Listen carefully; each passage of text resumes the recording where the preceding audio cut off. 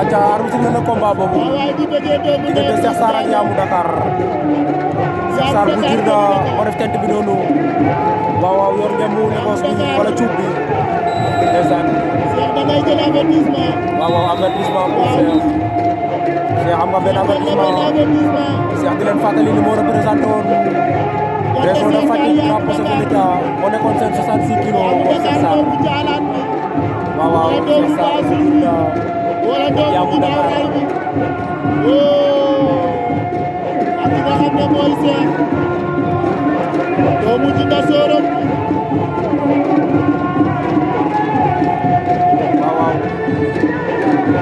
Yamou koy posé doole Yamou dafa dàgg xale bi fa mën a bëree.